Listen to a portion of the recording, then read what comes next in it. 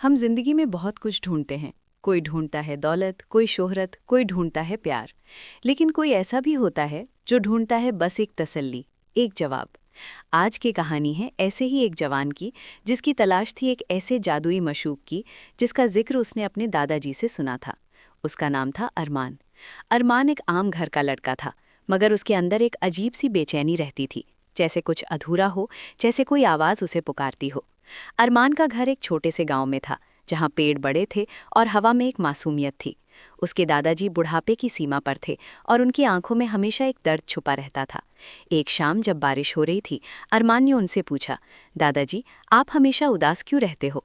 दादाजी ने गहरी सांस भरी और कहा, बेटा, हर आदमी की जिंदगी में एक ऐसी मोहब्बत आती है जो उसे बदल देती है। मेरी जिंदगी में भी आई थी। वो एक जादुई मशूक थी। उसका नाम था रोशनी। वो सिर्फ एक लड़की नहीं थी, वो एक नूर था, एक ऐसी चमक जो दिल को छू जाती थी। अरमान ने हैरानी से पूछा, फिर क्या हुआ? आपने उसे खो दिया? दादाजी ने सिर्फ इतना कहा, वो जादुई थी बेटा, वो किसी एक की नहीं रह सकती थी। उसने मुझे छोड़ दिया, मगर एक निशानी छोड़ गई। वो निशानी थी एक पुराने पेड़ के नीचे दफन एक छोटी सी डिबिया। मैंने कभी नहीं खोली, शायद तुम खोलना अरमान। ये कहकर दादाजी ने आंखें बंद कर ली। चंद दिन बाद दादाजी इस दुनिया से चले गए। उनकी आखिरी इच्छा ने अरमान के दिल में आग लगा दी। उसने फैसला किया, वो डिबिया ढूंढेगा और वो जादुई मशूक रोशनी को ढूंढेगा। इस तलाश में अरमान ने गांव छोड़ दिया। उसने शहर का रुख किया। उसके पास सिर्फ एक चीज़ थी, वो छोटी सी डिबिया जिसमें एक पुराना कागज़ था। उस कागज़ पर एक नज़्म लिखी थी, जिसके आखिर में लिखा था, जहाँ सबसे ज़्यादा रोशनी होती है वहाँ मैं मिलूंगी। अरमान समझ नहीं पाया। उसने सोचा, शायद ये मस्जिद, मंदिर या गुरुद्वारे की बात कर रही है। वो हर जगह गया, हर रोशनी वाली जगह पर, मगर कुछ नहीं मिला। उसका दिल थकने लगा था। पैसे खत्म होने को थे और उम्मीद भी। फिर एक दिन वो एक बड़े शहर के एक पुराने इलाके से गुजरा। वहाँ एक छोटी सी दुकान थी, जिसका नाम था पुरानी किताबें। दुकान के अंदर एक बुढ़िया बैठी थी जो चश्मे से किताबें पढ़ रही थी। कुछ अनजान सी खिंचाव ने अरमान को अंदर खींच लिया। उसने दुकान के अंदर कदम रखा। हर तरफ किताबें थीं, उनमें से एक बूंद सी खुशबू आती थी। बुढ़िया ने चश्मा उतारकर उसे देखा और पूछा, बेटा, क्या चाहिए? अरमान ने दिल की बात कह दी, मैं एक जादुई मशूक की तलाश में हूँ। बुढ़िया ने मुस्कुराकर कहा, कौन है वो? अरमान ने वो कागज़ निकाला और उसे दिखाया। बुढ़िया ने उसे पढ़ा और उसकी आंखें भर आईं। वो कुछ देर तक खामोश रही, फिर बोली, बेटा, यहाँ आओ। उसने एक बहुत पुरानी किताब निकाली। उस किताब का कवर टूट रहा था। उसने किताब खोली और अंदर से एक तस्वीर निकाली। तस्वीर में एक हसीन लड़की थी, जिसकी आंखों में जैसे सितारे चमक रहे थे। बुढ़िया ने कहा, ये है रोशनी। अरमान का दिल तेज तेज धड़कने लगा। उसने पूछा, आप उसे जानती हैं? बुढ़िया ने सिर हिलाया, मैं जानती थी, वो मेरी बहन थी। अरमान बेहोश सा हो गया। बुढ़िया ने अपनी कहानी सुनानी शुरू की। बहुत साल पहले रोशनी और वो, यास्मीन, एक साथ रहती थे। रोशनी को एक अजीब ताकत मिली हुई थी। वो हर किसी का दर्द महसूस कर सकती थी और उसके हाथ लगने से दर्द ठीक हो जाता था। लोग उसे जादुई कहने लगे। वो हर मरीज का इलाज करती। मगर एक दिन एक बहुत अमीर आदमी आया, जिसका बेटा बहुत बीमार था।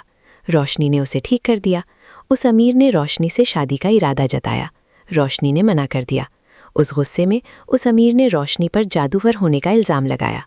लोग भ्रम का शिकार हो गए। रोशनी को गांव से निकाल दिया गया। वो यास्मीन से बिछड़ गई। यास्मीन ने उसे ढूंढने की बहुत कोशिश की, मगर वो ना मिली। उसने सुना, रोशनी ने एक ऐसी जगह पनाह ली है जहां से वो लोगों की मदद करती है, बिना सामने आए। वो जगह थी एक अंधियों वाली बिल्डिंग, जहां कोई नहीं जाता था। अरमान की सांस थम गई। उसने पूछा, क्या वो अब भी जिंदा है? यास्मीन ने आंखें झुका लीं। मैं नहीं जानती बेटा, इतने साल हो गए। मगर अगर तुम जाना चाहते हो तो वो जगह इस शहर के पुराने हिस्से में है, चोर बाजार के पास। अरमान का दिल एक अजीब जुनून से भर गया। उसने यास्मीन का शुक्रिया अदा किया और चोर बाजार की तरफ निकला। वो जगह ढूंढना आसान नहीं था। पुरानी इमारतें, टूटी हुई सड़कें। आखिरकार उसे एक लंबी सी बिल्डिंग दिखाई दी, जिसके दरवाजे पर बड़े बड़े तालवे लगाए हुए थे। बिल्डिंग के अंदर अंधेरा था। अरमान ने हिम्मत करके अंदर प्रवेश किया। अंदर की हवा ठंडी थी और खामोशी छाई हुई थी। वो सीढ़ियों से ऊपर चढ़ने लगा। हर कदम पर उसकी धड़कनें तेज होती जा रही थीं। आखिरी मंजिल पर पहुंचकर उसने एक दरवाज़ा देखा। दरवाजे पर एक हल्की सी रोशनी आ रही थी। उसने धीरे से धक्का दिया। अंदर एक छोटा सा कमरा था, जिसमें एक छत से धूप आती थी। उस रोशनी में एक बूढ़ी औरत बैठी थी जो कपड़े सी रही थी। वो बहुत सख्त और कमज़ोर लग रही थी। अरमान ने पूछा, क्या आप रोशनी हैं? औरत ने सिर उठाया। उसकी आंखें भरी हुई थीं, मगर उनमें वही चमक थी जो तस्वीर में थी। वो हाँ में सिर हिलाने लगी। अरमान का गला सूखने लगा। उसने कहा, मैं अरमान हूँ। मेरे दादाजी ने आपका जिक्र किया था। रोशनी की आंखें भर आईं। वो बोली, तुम उसके पोते हो? वो कैसे हैं? अरमान ने खामोशी से सिर झुका लिया। रोशनी ने समझ लिया। उसके चेहरे पर एक गहरा दर्द उतर आया। वो बोली, वो मुझसे नाराज़ होंगे। मैंने उसे छोड़ दिया था। अरमान ने कहा, नहीं, वो आपसे प्यार करते थे। उन्होंने हमेशा आपका इंतज़ार किया। मैंने ही आपको ढूंढने का फैसला किया। रोशनी ने उसे अपने पास बुलाया। उसने अरमान का हाथ पकड़ा। उसके हाथ ठंडे थे, मगर एक गर्म एहसास अरमान के शरीर में दौड़ गया। रोशनी ने कहा, मैं जादुई नहीं हूँ बेटा, बस इतना समझती हूँ कि हर इंसान के अंदर एक रोशनी होती है। मैं बस उस रोशनी को महसूस कर लेती हूँ और उसे जगाने की कोशिश करती हूँ। तुम्हारे दादाजी की रोशनी बहुत तेज थी, मगर मैं एक आम औरत थी। जब लोग मुझे जादुई कहने लगे, मुझे डर लगा। मैं चली गई ताकि वो सुकून से जिएं। अरमान ने पूछा, आप यहाँ अकेली क्यों रह रही हैं? रोशनी ने मुस्कुराकर कहा, मैं अकेली नहीं हूँ। मैं यहाँ आकर भी लोगों की मदद करती हूँ। ये कपड़े मैं उन बच्चों के लिए बना रही हूँ जो बेघर हैं। इस बिल्डिंग के नीचे एक बस्ती है, वहाँ के बच्चों के लिए ये कपड़े जाते हैं। ये मेरी इबादत है, इससे मेरे दिल को सुकून मिलता है। अरमान की आंखों से आंसू बह निकले। उसने समझा, जादुई मशूक कोई परी नहीं थी। वो एक ऐसी औरत थी जिसके दिल में इतना प्यार था कि वो हर किसी के दर्द को अपना समझती थी। अरमान ने वहाँ कुछ दिन बिताए। उसने रोशनी की मदद की। वो उसके साथ नीचे बस्ती में गया, कपड़े बांटे। हर बच्चे की मुस्कुराहट ने उसके दिल को इतनी खुशी दी जितनी उसने कभी महसूस नहीं की थी।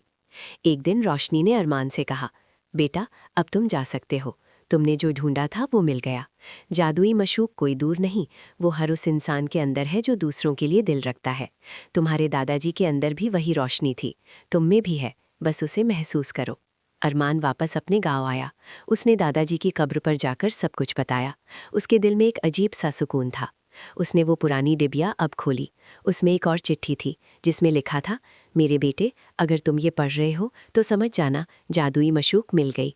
वो मोहब्बत का नाम है।